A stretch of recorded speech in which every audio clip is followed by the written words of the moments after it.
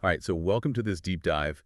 Today we're going to be looking at this really interesting audio excerpt called La Presencia del Alma, which means the presence of the soul. And it's basically a single voice speaking in Spanish. And it seems to be speaking directly to someone named David. And what's so fascinating about this is the speaker claims to be David's soul, like his divinity. So it's almost like we're eavesdropping on someone's spiritual awakening as it unfolds. So our mission today is to kind of unpack this conversation and see what it can tell us about the nature of the soul, its relationship to our human selves, and maybe even glean some insights into the path of spiritual growth. Yeah, it's so interesting how it's not just like a lecture or something. It's so intimate and it feels so personal. You really get the sense that you're right there with David, witnessing this profound connection unfolding. And right from the beginning, the speaker makes this bold statement: Yo soy todo lo que yo soy. En efecto, yo soy David, y yo soy todo, todo lo que David es. La totalidad de lo que David es. No hay ninguna diferencia, absolutamente ninguna. Which translates to, I am everything that I am. Indeed, I am David, and I am everything, everything that David is. The totality of what David is. There is no difference, absolutely none. This isn't just some poetic flourish, is it? No, not at all. This is a powerful declaration of unity, which is like a central theme in many spiritual traditions. The speaker is saying they are both David's soul and his divinity, essentially erasing this idea of separation between the human and the divine. Like they're two sides of the same coin. And this idea of oneness pops up throughout the whole excerpt. Like later on, they even use this metaphor of night and day merging into a single day to kind of illustrate this integration. hmm So what do you think the implications of that are for David and for anyone on a spiritual path for that matter? Well, if you think of spiritual awakening as recognizing that inherent unity, then this conversation is like a perfect example of bridging that gap that we often perceive between our human experience and our divine nature. And what struck me was how reassuring the speaker is throughout the excerpt. Like, Yeah. they keep urging David to be patient and to accept the present moment. There's this beautiful line, Yo ya estoy aquí, David. Yo ya estoy contigo en este momento, which means I am already here, David. I am already with you at this moment. It makes me think about that inner voice we all have and how often we might be tuned out from its guidance. That's such an important point. This speaks to the idea that this divine presence, the soul, is always with us. It's not something we have to search for outside ourselves, but Yeah. something we already possess, something we can tune into. And it's not just passively there either. The speaker describes the soul as nurturing, guiding, protective. It's like having a built-in best friend and wisest mentor, all rolled into one. Exactly. And the guidance isn't about striving for some distant goal. The speaker explicitly tells David to let go of perfectionism and to just embrace the present moment. They say, no hace falta hacer lo mejor posible, no hace falta que sea todo perfecto, ni intentar arreglar nada. Solo se trata de vivirlo, de estar, de traer tu presencia, mejor dicho, de traer nuestra presencia en este momento de la hora, which basically means there's no need to do it perfectly or try to fix anything. It's just about living it, being present, bringing your presence, or rather our presence, into this moment. So for our listeners, could you maybe unpack that a bit more? What's the core message there? I think it's a profound call for self-compassion, to let go of that constant need to strive and just be, to accept ourselves wherever we are in our path without judgment or self-criticism. Yeah, that's such a powerful reminder, especially in our culture that's so obsessed with achievement. It's like giving ourselves permission to release the pressure and just experience life as it unfolds. Definitely. And this ties into the speaker's observation that even just 2 years ago, David wasn't as open to this connection. Spiritual awakening isn't a one-time event. It's a gradual unfolding a process of growth and transformation.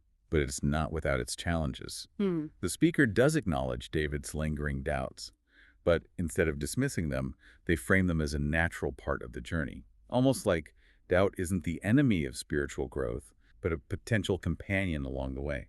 And that's where the speaker's reassurance is so important. There's this deep trust in the unfolding of David's journey, this affirmation that todo saldrá bien, everything will be all right. It is comforting, isn't it? Like no matter what twists and turns life throws at us, there's this underlying current of knowing that ultimately it's all leading us towards our highest good. Which brings us to one of the most intriguing things the speaker says. El viaje ya se ha cumplido. El viaje ya ha terminado. The journey has already been fulfilled. The journey is over. Wait, hold on. The journey's over. But clearly David's life is still going. He's experiencing ups and downs. He's learning. He's growing. So how can the journey be over? This is where it gets really fascinating. I think the speaker is hinting at a truth that many spiritual traditions talk about. On a deeper level, the journey is always already complete. Our true nature, our divinity, is always fully realized, even if our human minds haven't fully grasped it yet. So it's not about reaching some future state of enlightenment, but recognizing that wholeness is already within us. Exactly. The destination is already here. It's just a matter of waking up to it. Wow. Okay, that's pretty mind-blowing. Yeah. But if the journey's already complete, what's the point of continuing to experience life with all its joys and sorrows? I think that's where the idea of disfrutar comes in enjoyment. The speaker encourages David to disfrutar de gran sueño, to enjoy the grand dream. It's like they're saying, now that you've glimpsed your true nature, you can fully embrace life with a sense of wonder and freedom. It's like shifting from striving to arrive somewhere to simply savoring the journey itself. Exactly. And this shift seems to empower both David and his soul to become un ser soberano, a sovereign being encarnados en la misma forma humana, embodied in the same human form. So it's not about transcending our humanity, but integrating it with our divinity to fully inhabit this human experience with a new level of awareness. Precisely. And this leads us to that powerful image the speaker uses of a protective wall shielding David from the chaos and negativity of the world. There's that incredibly reassuring line, Tú estás en tu espacio seguro, estás protegido, pase lo que pase a tu alrededor, aunque estés en medio de la tormenta. Protegido, siempre lo estarás. Which translates to, you are in your safe space, you are protected. No matter what happens around you, even if you are in the middle of the storm protected, you always will be. It's like having an inner sanctuary, a place of peace that external circumstances can't touch. That is an amazing image and a really comforting thought. But how do we actually build that wall? How do we cultivate that kind of inner peace amidst all the external noise? Well, that's what we'll explore in part 2. We'll delve deeper into the speaker's guidance on how to navigate this world, especially in the midst of accelerating change, while remaining connected to that inner sanctuary of the soul. So we left off talking about this idea of a protective wall, a sanctuary of peace within, even amidst all the storms of life. It's a beautiful image, but how do we actually cultivate that? Yeah, because it's one thing to say we want inner peace, but how do we get there? Especially when the speaker also talks about how rapidly the world is changing, how transformations that used to take lifetimes are happening in a matter of years. It feels like we're being asked to find stillness in the middle of a whirlwind. It is a paradox, isn't it? And I think maybe the key is understanding what the speaker means by surrendering to the soul's guidance. They never actually give David a step-by-step manual, do they? That's true. It's more like an invitation, a subtle nudge to trust the process. Which is interesting because our culture is so focused on doing, achieving, controlling, fixing. This feels like a very different approach. It is. It's less about forceful action and more about cultivating an inner receptivity. A willingness to let go of our plans and trust that there's a greater intelligence, a wisdom that's beyond our limited human perspective orchestrating things. So it's not about becoming passive, but about aligning ourselves with that flow, that deeper current of wisdom that the speaker refers to as the soul. Yeah, and that can be a big shift for a lot of people. It reminds me of that Taoist concept of wu wei, which is often translated as non-action or effortless action. It's not about giving up our will, but about aligning it with the natural flow of the Tao, that universal principle that governs everything. Like a sailor adjusting their sails to harness the wind instead of trying to row against the current. That's a great analogy. Okay. So surrender isn't about becoming powerless, but about tapping into a greater power, a wisdom that's already within us. Exactly. And that brings up a question that a lot of people struggle with when it comes to spirituality. What about free will? Yeah. If we're surrendering to our soul's guidance, does that mean we're giving up our ability to make choices? It does feel kind of contradictory, doesn't it? How can we have both free will and surrender to something beyond ourselves? Maybe the answer isn't seeing them as opposites, but finding that balance point, that harmonious interplay between our human agency and our soul's guidance. Maybe true free will is less about dictating outcomes and more about choosing to align our will with that deeper wisdom. So it's less about giving up control and more about choosing where we place our trust in our limited ego mind or in the vast intelligence of our soul. Exactly. It's co-creation, allowing our human desires and intentions to be guided, refined, even by a deeper knowing. But how do we actually live this out? What are the signs that we're letting the soul take the lead, so to speak? That's a great question. I imagine it's different for everyone, but there must be some common threads. Well, based on what the speaker tells David, one tangible sign might be a growing sense of inner peace, even when things are turbulent on the outside. Remember, David is told he's protected even in the middle of the storm. That peace isn't about challenges disappearing, but about a deep inner knowing that we're not alone, that we're being guided and supported, even when things feel difficult. So it's that trust that even the storms are part of a larger plan, Yeah. a process of growth and learning, not just random chaos. Right. And this connects to the speaker's advice about viewing the world as if it were behind a wall. What are your thoughts on that image? At first, I thought it meant like withdrawing from the world's problems. But now I'm thinking it's more about cultivating an inner detachment, Hmm. not an emotional disconnect, but an ability to observe the world, engage with it without being totally swept away by all the drama and chaos. I like that. That's a good insight. It's like the difference between being in the eye of the storm versus being tossed around by the wind. It's about creating that inner space, that sanctuary of peace the speaker keeps referring to, that's not easily shaken by external events. Exactly, because if we're constantly reacting to everything around us, how can we possibly hear those subtle whispers of our soul's guidance? And I think that's a key point the speaker is trying to make. This accelerating pace of change they talk about isn't just happening out there in the world, it's also happening within us. Our consciousness is evolving, expanding.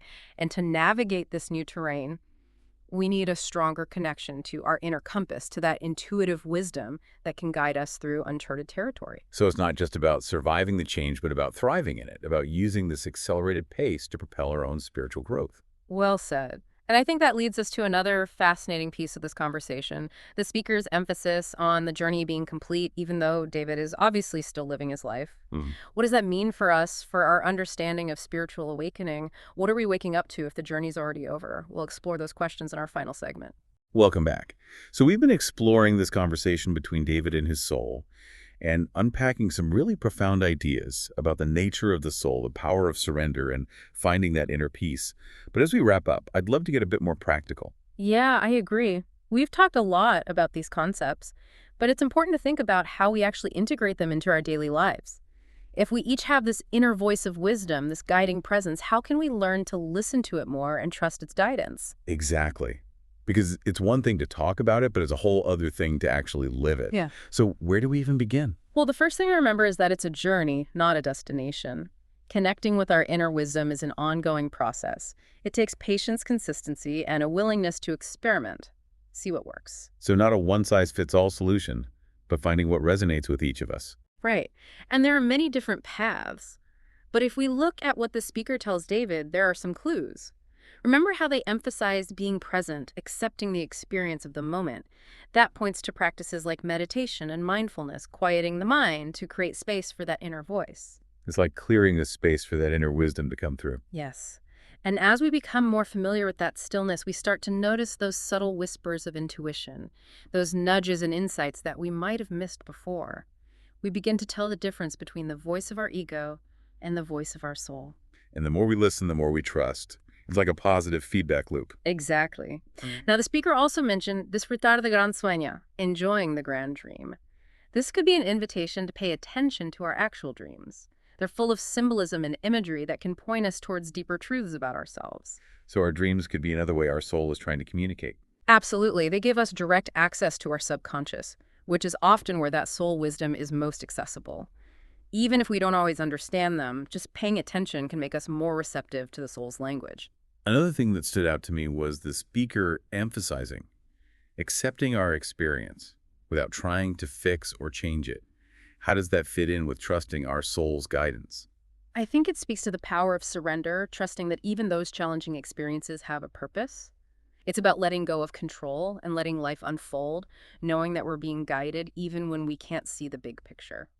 So not becoming passive, but changing our perspective. Instead of resisting those experiences, we can ask, what is this teaching me? What is this showing me about myself? Exactly. It's about being curious and open instead of fearful and resistant. And often when we surrender to the process, those challenges actually become catalysts for growth and transformation. They help us access a deeper level of wisdom. Like those kintsugi bowls.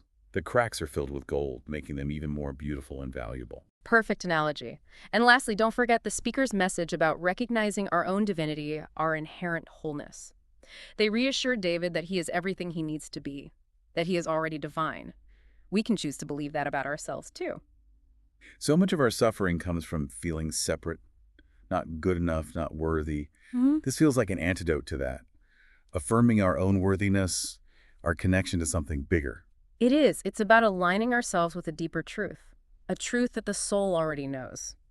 When we start to believe those things about ourselves, we radiate a different energy and attract experiences and relationships that reflect that worthiness. Like we become a magnet for good things when we're vibrating at the frequency of our soul. Beautifully put. And as we strengthen that connection, we might find ourselves becoming more attuned to the needs of others, too.